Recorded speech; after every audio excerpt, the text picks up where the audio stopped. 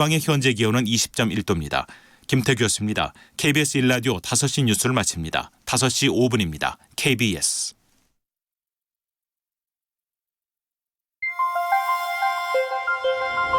대한민국 중심 채널 KBS 1라디오. Listen, everyone.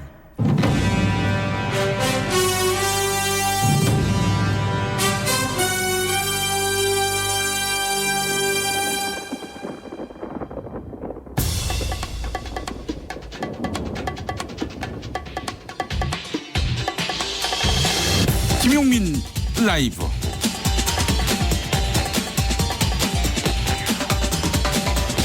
(2019년 5월 7일) 화요일입니다. 안녕하십니까, 김용민입니다. 국회 선진화법을 비웃은 무법국회 혹은 동물국회의 재현이라는 오명을 남기고 4월 국회가 오늘 빈손으로 막을 내렸습니다. 원래 짝수달만 국회를 열도록 돼 있죠.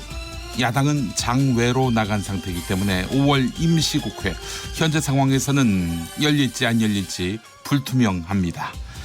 국회의원들 연봉이 1억이 넘는다고 해요. 노동자에게는 무노동 무임금을 강요하면서 국회는 노는 것이 일상화됐습니다. 패스트트랙 지정도 정말 간만에 한 일입니다. 몇 달 동안 국회는 한 일이 무엇인지 한번 손꼽아보라고 하지요. 네. 자, 어떤 국회의원이 단언했습니다. 20대 국회는 끝났다. 하하하. 예, 앞으로 더 합의할 일이 없다. 계속 파행은 이어질 것이다. 이 차원에서 한 말입니다. 그런데 20대 국회는 1년이나 남았습니다. 아직 끝난 게 아닙니다. 제발 일 좀 해주세요. 제발 싸움을 일로써 해주세요. 네, 그게 그렇게 어렵습니까? 당신의 저녁은 아침보다 똑똑하다. 여기는 김용민 라이브입니다.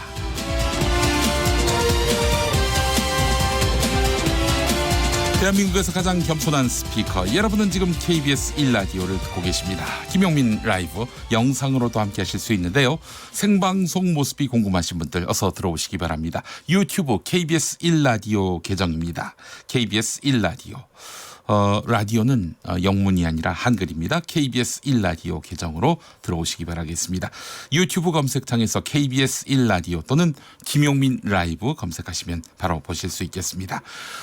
자, 4월 임시국회가 막을 내렸다고 말씀드렸는데 그 총정리 더불어민주당 박범계 의원 초대해서 한번 해보도록 하겠습니다. 2부 속 인터뷰 시간에 함께하겠습니다. 이어지는 시간 자칭 자유한국당의 금기어 류여해 수원대 법학과 교수와 함께하는 시간 정치적 참견 시점 기대해 주시기 바랍니다. 자, 김용민 라이브 평일 오후 5시 5분에 시작해서 7시까지 오늘도 힘차게 달리겠습니다.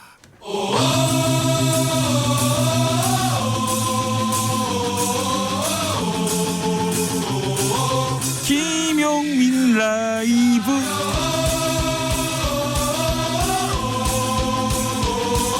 매일 오후 5시 5분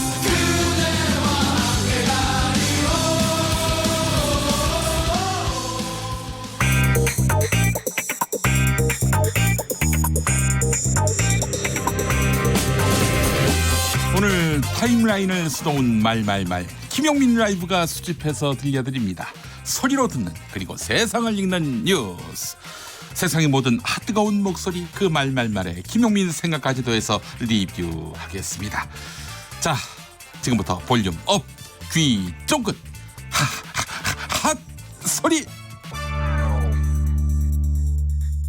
김현미 국토교통부 장관이 최근 집값이 안정됐다고 공식화했죠. 자, 그런데 집값 과열을 우려하며 제3기 신도시 건설 계획을 앞당겼습니다. 오늘 발표된 3기 신도시 추가 공급 계획은 그야말로 기습 발표로 평가되고 있는데요. 어제만 해도 업계와 언론에서는 광명, 시흥 등을 유력한 후보지라고 거론했지요. 고양 창릉동, 부산이 아니라 부천, 대장동은 거론도 안 됐습니다. 부동산 업계는 최근 서울 일부 지역의 주택가격 반등 조짐 등을 보고 정부가 시장에 다시 부동산 시장 안정 메시지를 주기 위해서 발표를 서두른 것으로 보고 있습니다. 김현미 장관의 발표 내용 들어보시죠.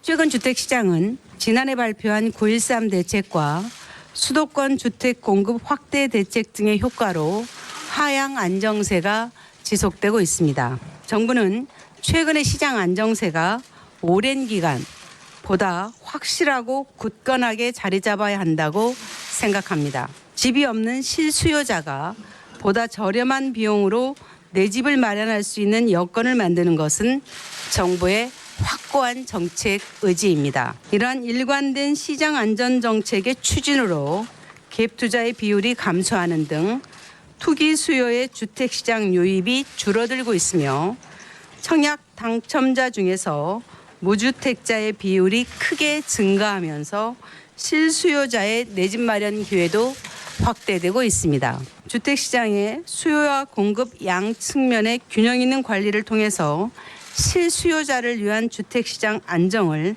보다 공고히 하고자 합니다. 김용민 라이브. 지난 주말 북한의 단거리 발사체 훈련 자유한국당은 핵무기를 실어나를 미사일을 실험 발사한 것이라고 했습니다마는 더불어민주당 의원인 안규백 국회 국방위원장은 무력 도발이 아닌 단순한 훈련이라고 해석했습니다. 북한이 동해상에 쏜 발사체는 사거리 70에서 240km, 고도 20에서 60km의 단거리 발사체로 파악됐다는 것인데요. 언론의 입장을 밝히기 전에 안규백 위원장, 국방부로부터 관련 보고를 받은 것으로 알려졌는데요. 안규백 위원장 말 들어보시죠.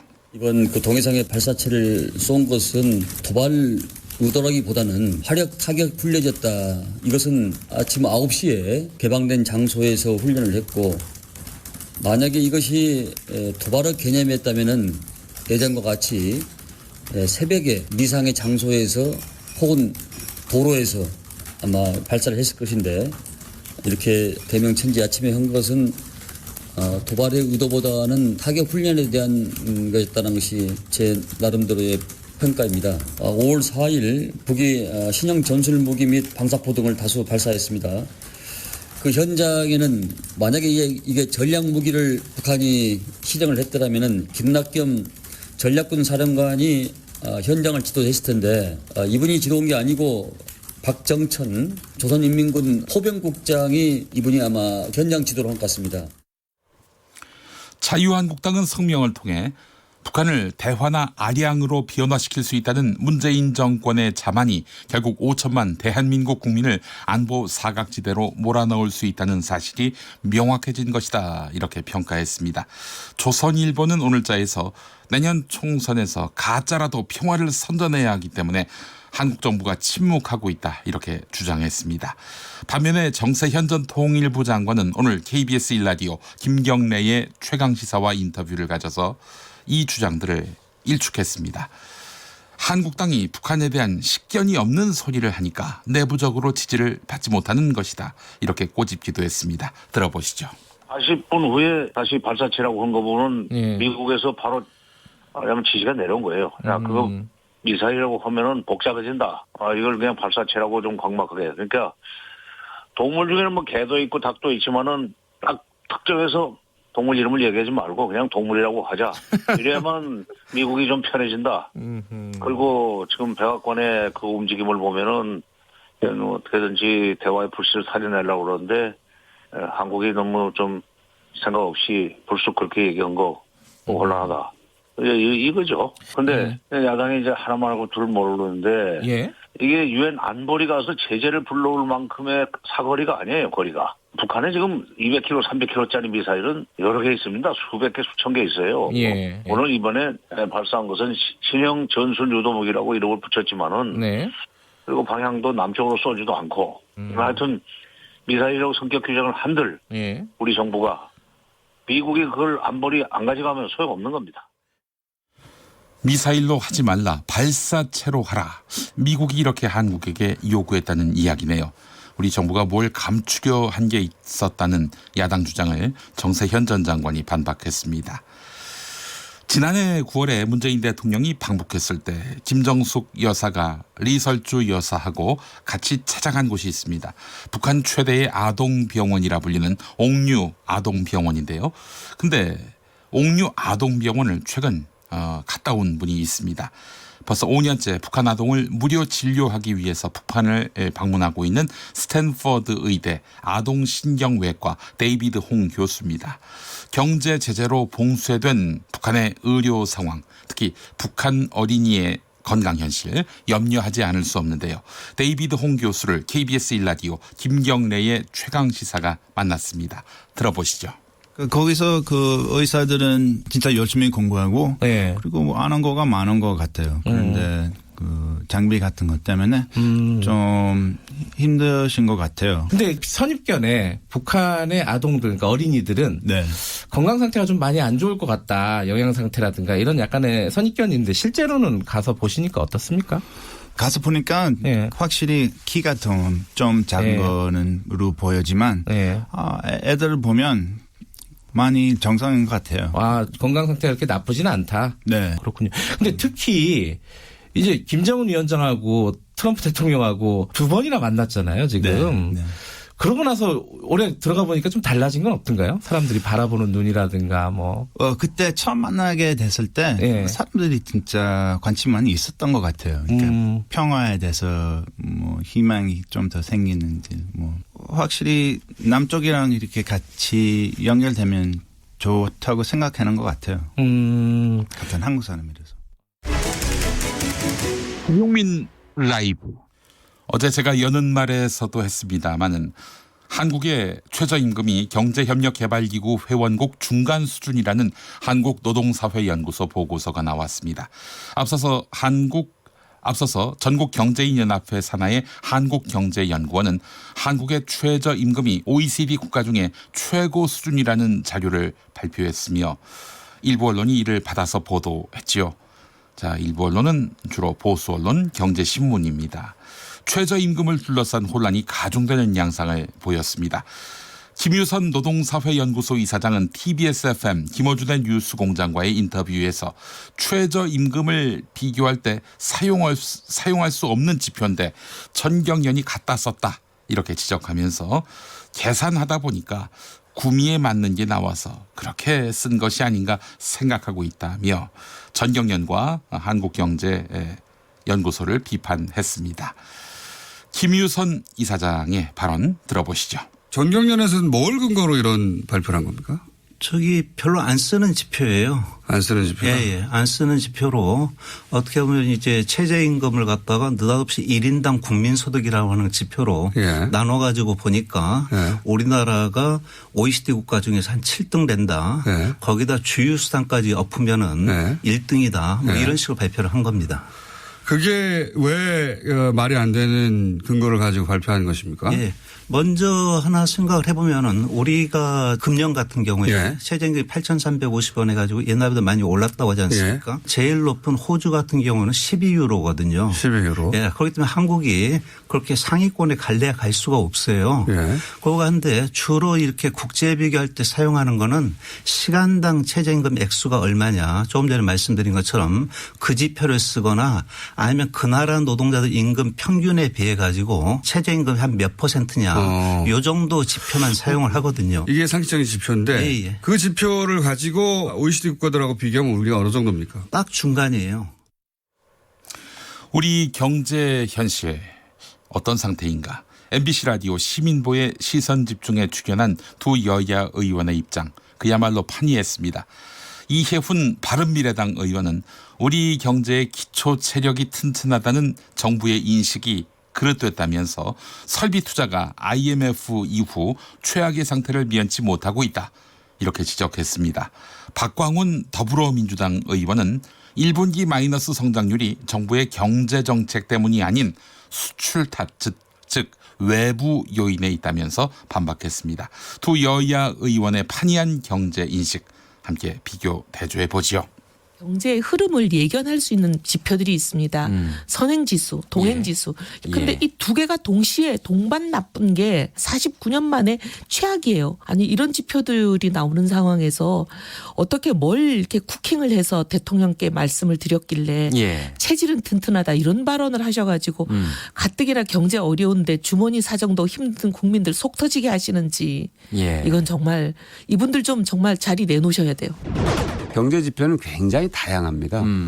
그러니까 우리 경제가 지금 이렇게 상황이 안 좋은 것은 근데 우리 안에서 해결하기 어려운 문제들이 있습니다. 국제경제 흐름이라는 게 사실 1분기의 성장률이 그렇게 떨어진 것은 수출이 줄어든 것이 가장 큰 영향을 준 거죠. 그런데 그것이 이 정부의 경제 정책 때문에 그렇게 된 것이냐 얘기하는 것은 그건 앞뒤가 안 맞는 얘기거든요. 지금 제일 중요한 것은 이 양극화의 이 늪을 어떻게 벗어나게 할 것인가. 정부가 그것에 관한 정책을 사실은 2년 동안 지속적으로 펴왔거든요. 소득주도 성장 정책이 그겁니다. 그러니까 우리 사회의 양극화의 격차를 줄여서 그것이 내수 시장에 활력을 가져오게 하는 것. 이게 이 정부의 성장 정책의 중요한 축 중에 하나고요. 김용민 라이브. 이런 가운데 우리 경제의 성장 동력은 청년 정책에 있다. 이런 주장이 나와서 주목됩니다. 88만 원 세대의 공동 저자인 우석훈 박사는 오늘의 20대 서울에 거주하는 것 자체가 힘들고 불량 주거 조건이 일상화됐다면서 이들을 일컬어 신파일러라고 부른다고 말합니다. 2년 동안 신용카드 실적이 없고 3년 내 대출이 없었던 사람을 신파일러라고 하는데 이들이 1,000만 명에 이른다고 하는데요. 따라서 청년을 위한 여러 정책을 장기간 집중적으로 펴야 한다 이렇게 지적했습니다. 특히 직장민주주의를 강조했는데요. 20대와 50대의 역할 분담론이 이채로웠습니다. CBS 라디오 정관용의 시사자키 일부분 들어보시죠. 근데 우리나라는 보니까 20대한테 새로운 거 갖고 오지 말라고 하는 거예요. 딱 중간치를 갖고 오라고 하거든요. 그러니까 3반 달러 넘어갈 때 사실 한번 바꿨어야 되는데 지체가 되니까 전체적으로 생산성이 떨어지는 것 같더라고요. 그냥 이렇게 한번 예를 들어볼게요. 사람이 40대부터는 머리가 나빠지는 거든요. 20대는 머리가 좋을 때죠. 그렇죠. 20대, 30대가 같이 머리가 좋거든요. 희한한 생각도 많이 하고. 그러면은 20대와 50대 같이 있으면은 생각은 20대가 하는 게 맞아요. 그렇죠. 50대는 이 쉘터라고 할까요? 이게 좀 막아주는 기능을 하는 거고 돈을 끌어오고. 근데 우리나라 조직의 상당 부분은 생각을 50대가 해요. 그리고 20대는 몸으로 쓰거든요. 너는 일만 해라. 그렇게 해서는 이게 저개발 국가 때는 되지만 창조 경제에서는 이게 창의성이 나오기가 어렵잖아요. 안 되죠. 그래서 이게 단순히 인권이나 뭐 이런 것만이 아니라 기업의 생산성 차원에서도 그래서 50대는 그걸 잘 조율하고 갖다 팔고 이런 일을 하면 되는 건데 생각도 50대가 하려고 하는데 그거는 마음을 알겠지만 그게 되지가 않거든요. 우리는 그저 강 같은 평화만을 원합니다. 레게 강 같은 평화에 레게 강 같은 평화. 뭐라 해도 돼요 욕을 해도 돼요 우린 그저 we love you 짜증날 때에도 기분 좋을 때도 우린 그저 we love you 락의 강 같은 평화 강 같은 평화 강 같은 평화 다시 한 번 더 락의 강 같은 평화 강 같은 평화 우린 그저 we love you 너의 손을 잡을 땐 내 맘 너무 떨려서 너와 길을 걸을 땐 우린 마냥 좋았어 우리 그냥 돌아가자 처음 설렌 그따로 맘껏 오늘은 맺혀보자 웃고 떠들던 그따로 미움 다툼 제가들 또 하나도 없던 그따로 우리 모습 그대로 우리 그 모습 그대로 내게로 와 내 맘을 봐 내 눈을 봐 내면을 봐 그대와 나 슈비도 봐 Let me dance with you 그대로 와 기다려봐 주위가 당기기 봐 그대와 나 슈비도 봐 Let me dance with you 뭐라 해도 돼요 욕을 해도 돼요 우린 그저 we love you 짜증날 때에도 기분 좋을 때도 우린 그저 we love you 락의 강 같은 평화 강 같은 평화 강 같은 평화 다시 한 번 더 락의 강 같은 평화 강 같은 평화 우린 그저 we love you 안녕하세요 시르라게 우리에게 강한 평화의 스타그노 파입니다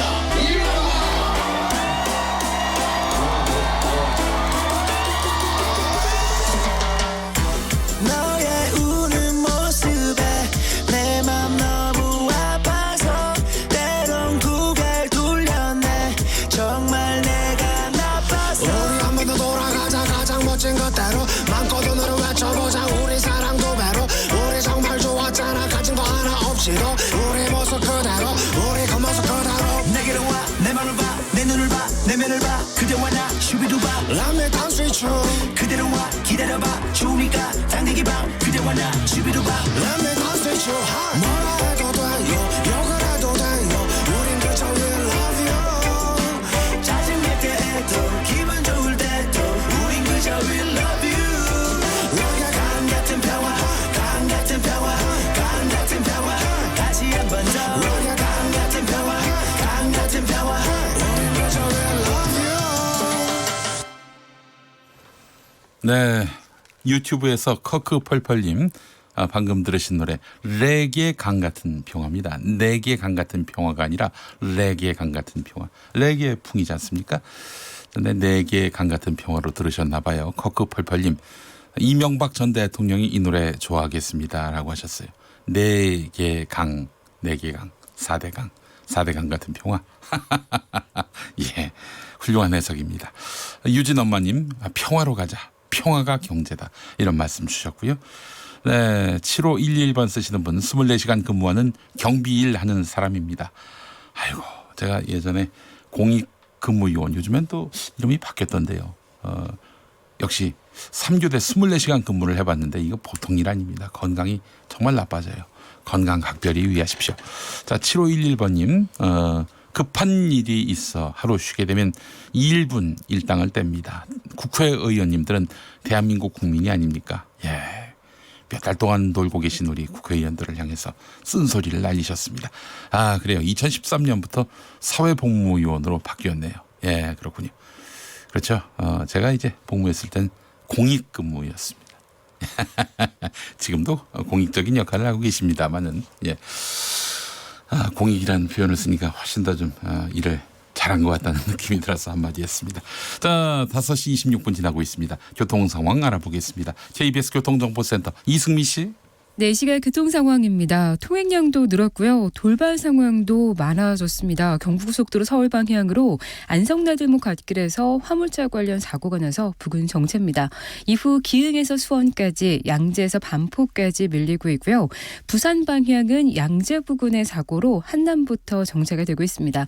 더 가서 신갈부터 수원 구간 속도가 떨어지고요. 서양고속도로 서울 방향은 홍성 부근 2차로 막고 작업을 하고 있습니다. 이 여파로 홍성에서 1km 구간 정체가 되고 더 가서 발안에서 화성 휴게소까지, 매송 휴게소에서 용담 터널까지 막히고요. 일지분기점에서 금천까지도 밀리고 있습니다.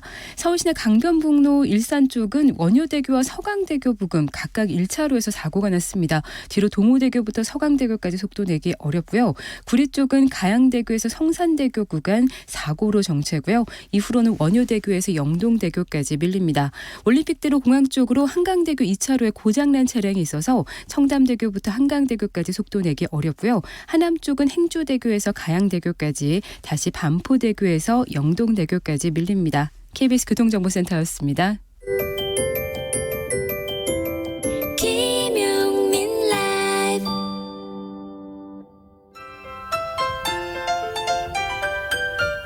네, 여러분 안녕하십니까. 용용 엄지용입니다. 석석 어디 나가 있는지 불러보겠습니다. 석석. 네, 석석 오창석입니다. 저는 오늘 부산의 상징 아기다리 고기다리 영도다리 앞에 나와 있습니다. 아, 이 부산 하면은 이 석석에 본 거지 아닙니까? 고향에 간 기분 어떻습니까? 뭐 억수로 좋다 아닙니까? 그 표준어를 써야 되는데 네. 어처구니가 없네요. 네. 저 표준어로 말씀해 주시기 바랍니다. 네, 기분이 너무 좋습니다. 오늘 부산에는 어떤 일로 갔습니까? 혹시 그분 따라 간 겁니까? 네, 자유한국당 황교안 대표가 오늘 부산 자갈치 시장을 시작으로 국토대장정에 첫 발을 뗐습니다. 그 모습을 옆에서 지켜본 부산 시민들 반응 어떻습니까? 네, 지금 제 옆에 자갈치 아지매가 계신데요. 물어보겠습니다. 지금 기분이 어떻습니까? 황마, 오늘 쉬는 날인데 억지로 나왔다 카이. 황마, 그냥 황마. 미세뉴스 보세. 오늘의 뉴스는 황교안 대표가 자갈치 시장에서 눈물 흘린 이유는?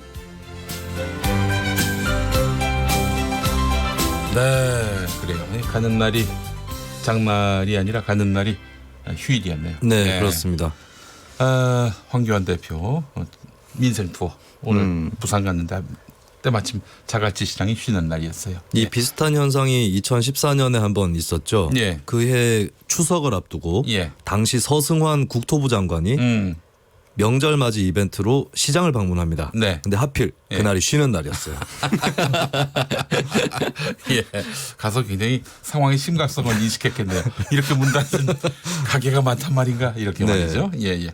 소개도 안 했습니다. 자, 시사평론가 오창석 씨. 네, 안녕하세요. 오창석입니다. 김수민 씨 어서 오십시오. 반갑습니다. TK 출신이 말이죠. PK 사투리를 쓰니까 영 어색합니다. 네, 사실은 이게 자갈치 시장이 아니라 서문시장, 칠성시장 쪽의 대구 사투리였죠. 대구 서문시장, 네. 대구 칠성시장. 알겠습니다. 그래요.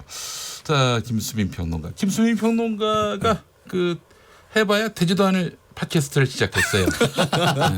네. 그거 왜 합니까? 네, 아무도 할 수 없는 내용, 네. 접근 이런 것들을 보여주기 위해서 19금?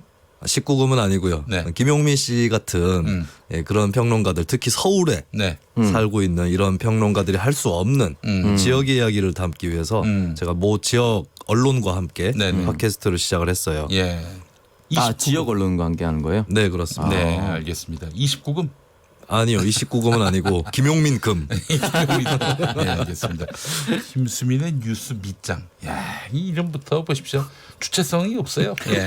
예전에 어느 그 방송 유명세를 따라서 하려고. 아유. 보수의 이봉규 씨가 밑장빼기라는 방송을 진행했었거든요. 김수민의 뉴스 밑장. 예, 잘 되나 봅시다. 예. 잘 되길 응원하겠습니다. 자, 국방부가 이제 북한의 발사체의 그 성격을 분명히 확정한 것 같습니다. 네, 그렇습니다. 국회 국방위원장이죠. 민주당 안규백 의원이 국방부로부터 보고를 받은 다음에 기자들과 만나서 북한의 그 훈련에 대해서 설명을 했는데요. 예. 동해상에 북한이 쏜 발사체는 사거리는 70 내지 240km, 고도는 20 내지 60km로 파악이 됐고요. 발사체 수는 그날 쏜 것이 10발 내지 20발 정도의 규모라고 일단 추정이 되고 있습니다. 예. 그리고 거리상으로 자신의 북한의 해역에 발사를 한 것이고 전술 무기가 아니라 단순한 훈련에 의한 실험이라고 안 위원장이 또 강조를 하기도 했는데요. 이를테면은 북한이 전략 무기를 발사했다면은 김낙겸 전략군 사령관이 지도하는 게 맞는데 박정천 인민군 포병국장이 지도했다라는 것은 전술 무기였다라는 그런 의미라고 또 강조를 했습니다. 사실 북한이 자기 나라 안보를 위해서 자기 영해 안에서 이렇게 실험하는 것에 대해서 뭐라고 하기는 좀 애매모호하지 않습니까? 북한이 이번에 그 한미 연합 훈련을 의식한 맞대응 정도의 조치였다. 이렇게 보는 게 일단 맞는 것 같아요. 예, 알겠습니다. 그래서 이것에 대해서 뭐 핵 실어서 그 다른 나라 보낼 그런 미사일 용도다라는 야당 주장과 관련해서는 또 다른 또 시각이 또 있는 거네요. 예, 네. 알겠습니다. 이 애매모호하다라는 표현 썼는데 이게 적절한 표현이 아닙니다. 그래요? 예. 또 KBS 엘리베이터 타면은 아나운서실에서 부적절한 표현을 딱 게시를 하는데 전에 봤던 기억이 납니다. 애매모호하다. 이게 잘못됐고요. 모호하다. 모호하다라고 해야 됩니다. 예. 네. 제가 그렇게 표현했나요? 제가 했더니. 예. 왜 안 되는지는 혹시 설명이 됩니까? 그 애매하다라는 표현이 말이죠. 네. 그 일본식 한자라는 그런 지적이 있어요. 그래요. 너도 할 수 있습니다. 그러니까 조심하시기 바랍니다. 제가 학교 다닐 때는 애매하다랑 모호하다가 다른 표현이다라고 배웠었어요. 근데 최근 들어서는 다른 표현이다라고 보지 않고 그냥 묶어서 쓰거나 모호하다 이렇게 쓰는 것 같습니다. 네, 알겠습니다. 모호하다로 정정하겠습니다. 이런 MC가 없습니다. 그냥 질러버리고 마는데 저는 항상 이렇게 바로 잡습니다. 어떻게 언제 그러셨길래 바로 잡으시는 거예요? 방금 전에 얘기했었어요. 방금 전에. 네, 그렇습니다. 그 바로 잡을 거를 왜 방금 전에 얘기를 하시는지. 아니 생각해 보니까 내가 지금 내뱉은 말이 부적절했다라는 판단이 들어서 왜 이렇게 자꾸 이렇게 따집니까? 불려가실까봐 겁먹으신 게 아닌가. 누가 나를 부르니까 우리 프로듀서께서 불려가면 불려갔지. 사장님이 옥상으로 올라오라는 얘기가 있었습니다. 사장님 방이 사실 옥상 쪽에 있습니다. 그렇잖아도. 네. 그래요. 안규백 위원장의 방금 또 저희 하하핫 소리 시간에도 들어봤고요. 정의당 이정미 대표가 이 한국당에 대해서 강하게 비난하고 나섰네요. 네, 그 정의당 이정미 대표가 오늘이죠. 북한의 핵실험과 단거리 로켓 개발을 용인한 이명박 박근혜 정부의 인사들이 단거리 발사체로 대북 정책을 비난한 것은 그 자체로 블랙 코미디다.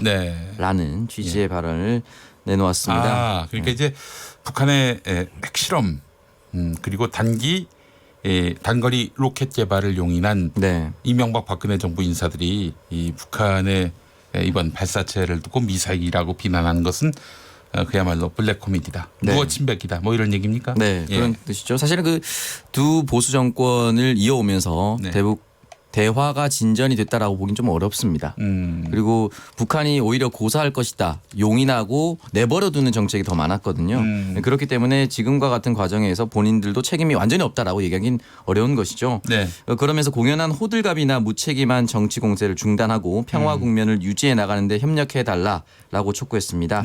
다만 단거리 발사체가 유엔 제재와 무관한 사안이고 9.19 군사합의상 완충 지역을 벗어난 발사체라고 하더라도 이런 행위가 반복된다면 긴장이 고조될 수밖에 없다면서 북한은 추가적 군사행동을 자제해야 할 것이다 라고 대북 메시지도 남겼습니다. 네, 그래요. 1998년부터 2008년까지 핵실험은 2차례, 미사일 발사수는 16개였는데 이명박 정부 2년 차인 2009년만 해도 한 차례 핵실험과 15개의 미사일이 발사됐고 박근혜 정부 4년 차가 되던 해 북한이 2차례 핵실험과 22개 미사일을 쐈기 때문에 이 사실은 북한의 이런 미사일 실험과 관련해서는 뭐 누가 잘했고 못했고 얘기할 그런 여지가 없다. 뭐 이런 얘기인 것 같습니다만. 네, 맞습니다. 자, 김수민 평론가 다음 소식 전해주시죠. 네, 문무일 검찰총장이 수사권 조정 공론화에 대해서 조금 더 활시위를 당기는 그런 행보를 하고 있습니다. 오늘 오전 9시께에 대검찰청 청사로 출근을 했고요. 출근 뒤에 1시간 동안 대검 간부 회의가 진행이 됐는데요. 문 총장이 출근하면서 밝혔던 얘기는 수사에 대한 사법적 통제와 더불어 수사의 개시 종결이 구분돼야 국민의 기본권이 온전히 보호될 수 있다라는 그런 좀 큰 주제였습니다. 이를테면은 현재의 수사권 조정안 같은 경우 경찰이 무혐의로 판단한 사건은 검찰에 송치하지 않고 수사를 종결할 수 있는 내용이 담겨져 있는데 검찰 견제가 없이 경찰이 사건 수사를 마무리할 수 있다. 권한 남용으로 국민의 기본권이 침해될 수 있다. 이런 얘기들을 또 하는 것이죠.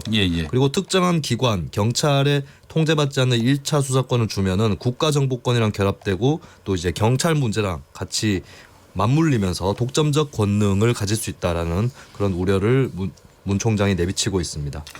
대한민국에서 검찰이 홀로 독점해서 갖고 있는 권력이 어마어마하지 않습니까? 네. 근데 그 중에 이제 하나인 수사 총결권을 이제 경찰에다가 나눠주는 셈이 되는 건데 이걸 갖고 이제 지금 검찰이 걱정된다. 이거 경찰이 남용할 가능성이 있다. 국민의 이 기본권이 침해될 가능성이 있다. 지금 이렇게 염려하고 있는 거예요. 네, 그렇습니다. 이거 공론화가 필요하다고 얘기를 했는데요. 제가 오늘 1999년 5월 7일 딱 20년 전 기사죠. 그 당시 검찰총장이었던 김태정 총장이 수사권 독립 절대 불가하다. 지금부터 국민의 여론을 들어봐야 한다는 기사가 나와 있습니다. 이게 각 1999년 5월 7일자에 일면에 다 실렸던 내용입니다. 그러니까 20년간 끌어왔던 내용이에요. 20년간 논의가 아니라 어떻게 보면 20년간 끌어왔던 내용이기 때문에 국민들의 여론은 이미 조성되어 있다라고 보는 게 맞을 것 같습니다. 그때 국민들의 의사를 물어봐야 한다라고 해놓고 90 몇 년? 99년입니다. 99년. 네. 그 20년이 지났는데 20년 동안 물어봤을 거 아닙니까? 그렇죠. 20년간 꾸준히 여기에 대한 권력 나눔에 대한 이야기를 해왔죠. 근데 문무일 총장 문제 제기가 좀 정교해요. 경찰이 이렇게 권한이 커지는 거에 대해서도 아직까지 국민들한테 물어본 적이 없기 때문에 이번에 패스트트랙에 태웠는데 이 패스트트랙이라는 게 말이 패스트지. 논의하는데 시간이 걸리지 않습니까? 330일까지 최장. 있어요. 지금 묘하게도 문무일 총장 문제 제기와 진보 법학자들의 문제 제기가 조화를 이루고 있는 그런 상황인데 이 수사권 조정 이번에 하는 김에 좀 깊이 논의하는 그런 계기를 갖고 그리고 검찰에서도 결론이 내려지고 충분히 토론을 했으면 막판에는 승복하는 그런 준비가 좀 되어 있었으면 좋겠습니다. 네, 알겠습니다. 그렇죠. 항상 반론은 논리적입니다. 그런데 반론을 펴는 이유, 그 속내, 욕망은 무엇인지 또 그것대로 따져봐야 할 것 같아요. 예, 알겠습니다. 자, 4월 임시국회 결국 아무런 성과 없이 빈손 국회로 마무리됐습니다. 네, 그 민생 입법을 목표로 4월 국회가 열렸었는데요. 결국 아무런 성과도 내지 못하고 문을 닫게 됐습니다. 일단 뭐 저기 서로의 그 견해차가 없는 것들은 일단 다 타협하고 네. 통과를 시킨 다음 네. 그다음에 싸워도 되지 않을까요? 네, 그러니까 사실은 이제 강원 산불이라든지 네. 포항 지진 등의 재난 피해 복구 지원, 미세먼지 대책, 경제 활성화 추진 대책 같은 경우는 사실은 모든 정당이 동의를 할 부분입니다. 그리고 경제 활성화 추진 대책은 조금 다를 수가 있어요. 이렇게 하면 경제 성장이 될 것이다. 뭐 각 당별로 경제 성장에 대해서는 조금 다를 수가 있지만 재난 복구 그리고 미세먼지 대책 같은 경우는 궤를 똑같이 하고 있거든요. 이거라도 했어야 되는데 이것조차 하지 않았기 때문에 결국 국민들의 비판을 피할 수 없는 상황이 되어버렸습니다. 예. 지금 민주당의 원내대표 선거가 끝나고 나서 다시 5월 국회를 개의할 예정이다. 그리고 새로 선임된 원내대표가 각 당을 돌아다니면서 국회로 돌아올 명분과 5월 국회 목표를 다시 한 번 더 설명할 예정이다라고 나와 있는데요. 아직까지는 요원해 보입니다. 그래요.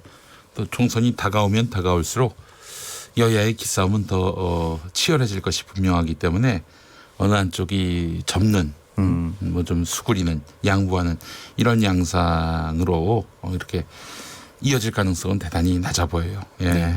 다만 이 자유한국당 내에서도 장외 투쟁이 어렵다, 피로감을 호소하는 목소리가 지금 나오고 있기 때문에 자유한국당 차원에서 마무리를 하고 들어올 가능성도 배제할 수는 없습니다. 그래요. 사실 밖에 나가면 힘듭니다. 햇빛도 쬐고 바람도 맞고 쉽지 않아요.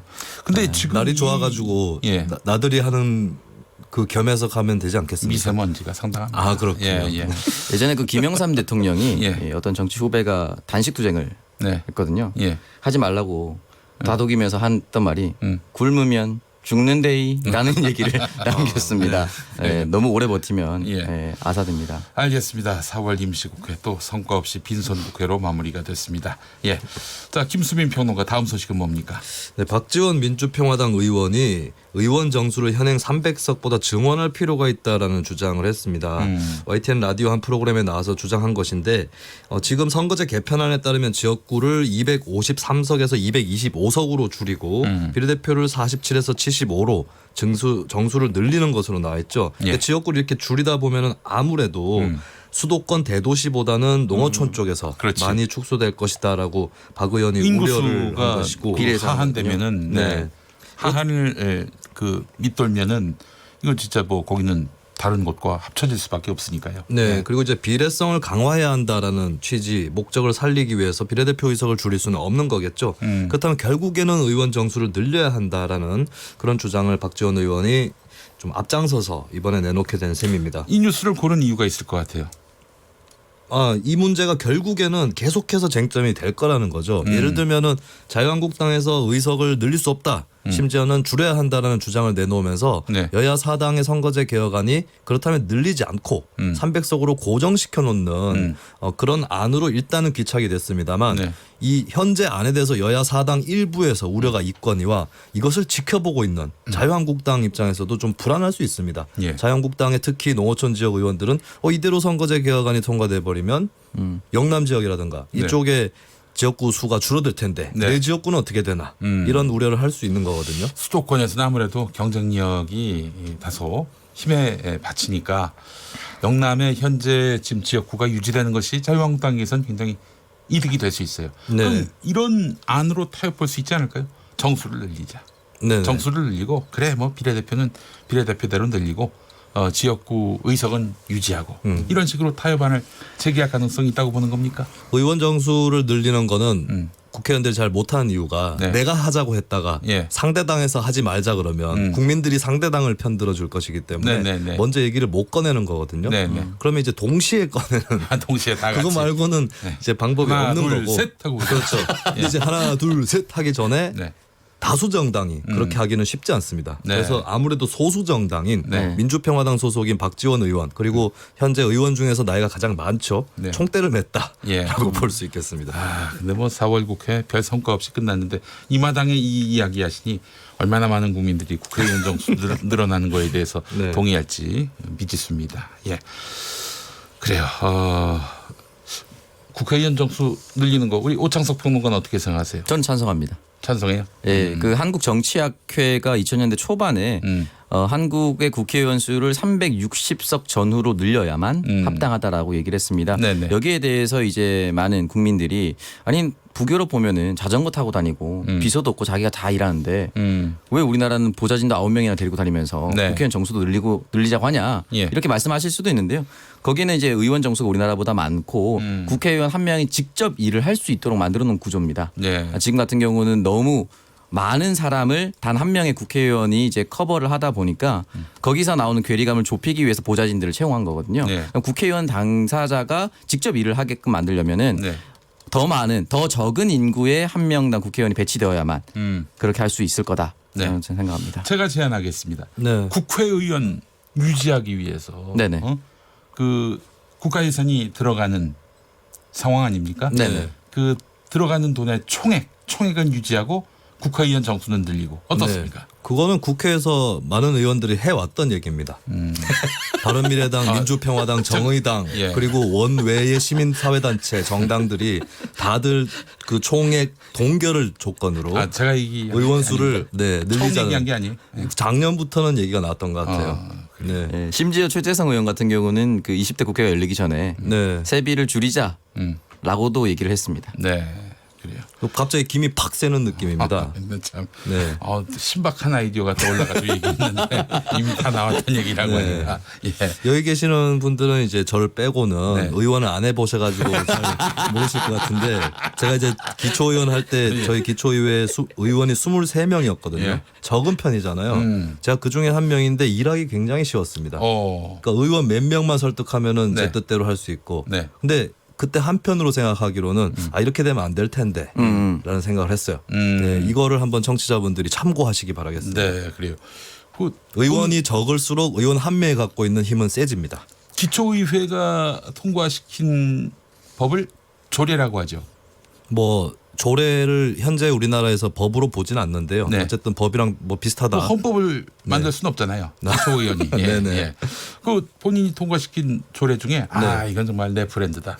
내 얼굴이다 하는 거 있으면 하나 얘기해 보세요. 그게 너무 많아가지고요. 어떻게 하나만. 주민 참여 예산 조례. 이건 뭐예요? 그러니까 이제는 많은 지역에서 실시를 하고 있어요. 본인 걸 베껴가지고. 그렇지 않습니다. 네, 경상북도 지역에서 가장 진전된 조례를 만들어냈다라는 평가를 받긴 했었죠. 그러니까 주민들이 예산 편성에 참여할 수 있는 그런 조례였는데 왜 대표작으로 꼽냐면 의원들이 많이 반대하는 조례였어요. 그걸 막 꼬시고 꼬드기고 해서 설득해가지고 통과시킨 그 의원들이 조례 아닙니까? 그렇게 많이 반대한 조례를 만들어 가지고 나중에 심판을 받았다는 얘기 있어요. 다음에 낙선을 했다는 얘기가 있던데 맞습니까? 그렇지 않습니다. 그렇진 않습니까? 주민들이 그런 조례를 만들었다는 걸 모르셨기 때문에 낙선하지 않았습니다. 모르셔서 심판한 것이다. 네. 아셨다면은 칭찬하셨을 텐데. 모르셔서 심판한 것이다. 알겠습니다. 예. 자, 청룡봉사상. 네, 청룡. 청룡봉사상. 이게 경찰한테 수여하는 상인 걸로 알고 있는데요. 네네. 이 논란이 지금 계속해서 불거지고 있네요. 네, 그 조선일보가 심사해서 경찰관들을 특진시키는 내용입니다. 1,000만 원의 상금 1계급의 특진이 있습니다. 예전부터 이어지고 있는데요. 사실은 한 언론사가 어떻게 공공기관에 특히나 사정기관의 사람을 특진시킬 수 있는 권한을 가질 수가 있냐. 그러기에 대한 반발이 많았습니다. 실제로 2007년과 2008년 노무현 대통령 때는 잠시 중단이 되기도 했었죠. 그것이 이제 이명박 정권이 들어오고 나서 곧바로 다시 부활을 했는데요. 여기에 대해서 민감용 경찰청장이 고심 끝에 약간의 개선안을 담고 존치시키겠다, 존속시키겠다라는 이야기를 했습니다. 근데 이 개정안이요 큰 상관이 없는 것이 결국은 조선일보와 공동심사에서 한 계급 특진시키는 이 본질은 전혀 바뀌지 않았습니다. 기존에 조선일보만 심사하던 것을 2대2의 심사위원으로 놓고 그리고 심사 후보를 경찰청이 2, 3배수로 뽑아서 후보를 올리는 개선책을 마련했다고 했지만 결국은 어쨌든 최종 결정은 조선일보가 할 수밖에 없는 상황. 아니 이렇게 되면은 무슨 일이 벌어지냐면은 조선일보 사주가 무슨 현행범이란 말이죠. 네네. 붙잡아 가지고 의법 처리하면은 나중에 청룡봉사상 못 받을 수도 있는데 이 걱정, 이 공포가 더 살릴 수가 있는 거예요. 그렇지 않습니까? 네, 그 실제로 그 장자연 사건 의혹의 당사자 그리고 이 사건 이 수사 당사자인 경찰관의 수상한 연결고리가 드러났는데 이 사람이 2009년에 청룡봉사상을 받아서 특진한 사례가 있다라고 합니다. 네. 결국 이제 이 수사에 관여한 인물이 어떻게 또 이 상을 받을 수가 있냐. 아마 보은의 형식이 아니었냐. 라는 보도도 나왔고요. 1979년에는 고문 기술자로 알려진 이근한 씨가 이 상을 받았습니다. 네. 그러니까 상 자체에도 굉장한 문제가 있다라고 봅니다. 이 사안 파장이 커지면은 검찰 쪽에서 속으로 좋아할 수도 있겠습니다. 왜요? 경찰에 대한 불신이 커진다는 의미니까. 그래요. 네. 사실 저는 왜 21세기에 이러한 결정을 내려는지 솔직히 이해가 되질 않습니다. 경찰이 공정한 심사를 한다면은 사실은 외부의 특진을 최대한 막아야 되는 거거든요. 예. 누군가가 특진을 한다면은 그 특진한 자리를 공정한 선발로 올라갈 수 있는 사람이 못 가게 되는 거거든요. 네. 그렇기 때문에 이 제도는 여러모로 옳지 못하다고 생각합니다. 네. 그래요. 그 방영훈 코리아나호텔 사장 이분이 조선일보 이 지배주주 그 일가의 일원이면서 조선일보 지분 10%를 갖고 있어요. 이분의 그 아내의 그 불행한 죽음 이와 관련해서 경찰이 대놓고 이 방영훈 씨를 봐줬다. 또 방영훈 씨 자녀를 봐줬다. 이런 그 논란이 계속되고 있지 않습니까? 또 심지어는 그 용산경찰서였습니다. 용산경찰서가 아주 대놓고 방영훈 씨 자녀들 범죄 의혹이 있는 방영훈 씨 자녀들에게 이런 시비에서 벗어날 수 있는 방법을 일러줬다. 뭐 이런 보도까지 나왔단 말이죠. 네. 이런 증언도 나왔고요. 그래서 이거 보면은 경찰이 대놓고 이 조선일보 쪽을 봐줄 수밖에 없는 이 구조적인 시스템이 바로 청룡봉사상이 아닌가 하는 그런 의구심을 가질 수밖에 없어요. 네, 맞습니다. 예. 그리고 그동안은 심사부터 개입을 했었기 때문에 경찰 내의 인사도 손쉽게 한눈에 알아볼 수 있는 그 자료가 조선일보 넘어갔던 것이죠. 그 조선일보 방상훈 사장 장자연 씨 사건과 관련해서 조사를 조선일보 회의실에서 받았습니다. 남들은 다 경찰서 나와서 조사받으라고 하는데 가서 조사를 받았는데 조사할 때 말이죠. 조선일보 기자 지금 경찰에서 취재하고 있는 조선일보 기자를 불러다 놓고 참관을 시켜요. 어떤 경찰관이 여기에 대해서 위협을 안 느끼겠습니까? 네? 그렇죠. 이상한 그 수사를 했었어요 그때. 자 1911번 쓰시는 분 이런 나라가 있습니까? 경찰 스스로 거부해야 정상이라고 생각합니다. 5233번 쓰시는 분 이거 뭐 딴 이슈입니다만은 우리나라 의원 수를 반으로 줄여야 합니다. 부지런히 일하면 됩니다. 어떨까요? 일 안 하는 의원들 그 딱 절반 이하 점수가 중간 등수 이하는 다 이제 자동 낙선되는 자동 심판받는 이런 거. 일을 안 한다는 기준을 어떻게 삼을지 모르겠는데 어떻게 보면 내가 싫어하는 일을 열심히 하는 의원보다 아무 일도 안 하는 의원이 더 낫지 않을까요? 그렇군요. 그러니까 결국에 선거로 심판해야 될 문제죠. 예, 그렇습니다. 방금 문자 주신 분들 김수민 평론가한테 반박당하셨습니다. 반박당하셨어요. 얼마나 불쾌하실까? 네, 알겠습니다. 자, 다음 소식 살펴보죠. 미국 트럼프 대통령이 SNS에 NO라고 올렸다고 하는데 이게 어떤 내용입니까? NO 이 내용이 뭐냐면요. 트위터에 트럼프 대통령이 올린 글은 이렇습니다. 지난 10개월 동안 중국은 500억 달러 첨단 제품에 대해 관세 25%를 2천억 달러에는 10%를 미국에 내고 있다. 금요일 10일부터는 10%가 25%로 올라갈 것. 중국과 무역 협상이 계속되고 있지만 중국이 재협상을 시도하면서 너무 느려졌다. NO라고 불만을 나타낸 것입니다. 그러니까 관세를 추가적으로 올리겠다라고 하는 이 방침 때문에 블룸버그 통신이라든지 이쪽에서는 류허 중국 부총리가 협상단을 이끌고 8일에 워싱턴에 가려고 하고 있는데 이렇게 트럼프 대통령이 트위터로 이렇게 질러버림으로써 출장 연기를 검토 중이라고 하고요. 중국이 미국의 시장 개방 확대, 미국산 제품 추가 구매 이렇게 약속을 하면서 협상 타결을 낙관하는 그런 전망이 많았었는데 다시 대치 국면이 길어지는 것이 아닌가. 그리고 미국이 이런 트럼프 대통령이 밝힌 조치를 단행할 경우에 중국도 맞대결로 보복 관세를 하는 것이 아닌가. 이런 관측이 또 나오고 있습니다. 예, 알겠습니다. 최대 압박을 가하고 있는 미국. 참. 오늘 그 중국 증시 상황이 어떤가요? 반등을 한 것으로 돼 있는데 이 부총리가 예정대로 미국 간다는 소식에 반등을 한 것으로 지금 보도가 되고 있습니다. 네, 처음에는 상하이 쪽이랑 이쪽 증시가 5% 이상 급락하고 홍콩 항생 지수도 3% 넘게 하락을 하는 그런 현상이 있었는데 또 한번 출렁이다가 진정이 되는 그런 추세로 갈 수 있겠죠. 트럼프 대통령이 정말 난 사람은 난 사람이에요. 노 한마디 했더니 그냥 아시아 증시가 춤을 춥니다. 정말. 그리고 이런 설도 있습니다. 북한과의 관계가 잘 진척이 되지 않을 때 그리고 중국의 손길이 느껴질 때 이때 바로 이 무역 전쟁을 다시 건드린다.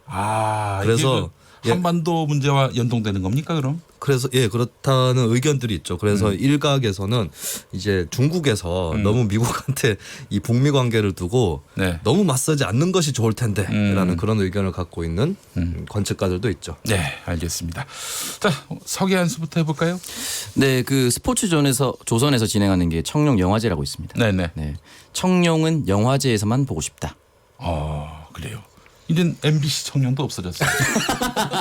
이젠이 아니라 언제 없어졌습니까? 80년대 없어졌나? 그렇죠. MBC 청룡 자체를 모르는 사람이 더 많을 겁니다. 아, 그래요? 1990년에 LG 트윈스로 바뀌어서 우승을 했었죠. 알겠습니다. LG 트윈스 아직도 있습니까? 있지 않나요? 큰일 났어요. 제가 팬이라서. 팬인데 모릅니까? 자, 김수민 평론가. 민의 한수. 네, 당구 300과 의원 정수 어느 쪽이 먼저 늘까요? 깔끔합니다. 자, 김수민 평론가, 오창석 평론가 수고하셨습니다. 고맙습니다. 자, 미세 뉴스 보세까지 해서 1부 마무리하고요. 6시 5분 2부에서 다시 오겠습니다.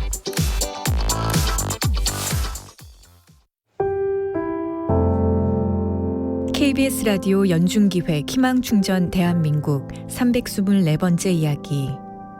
안녕하세요. 아나운서 이현주입니다. 아빠의 가정폭력으로 생명의 위협을 느낀 엄마는 새 아이들과 함께 집을 나왔습니다. 그런데 건강이 나빠지면서 생계를 잇기조차 힘들어졌는데요. 제가 지금 눈이 각막이 2번 터졌어요. 시력이 진짜 많이 안 보여서 실명까지 올 수 있다 하더라고요. 의사 선생님이. 그래서 이제 힐이 이렇게 보여요. 하루 단 몇 시간 아르바이트라도 하고 싶지만 그마저도 엄마는 할 수가 없습니다. 제가 이제 재작년간 그래도 목금토 3일을 내가 아르바이트를 했었어요. 눈이 안 보이고 막 어지럼증이 있어가지고 쓰러져 버리고 이러니까 또 그 상대방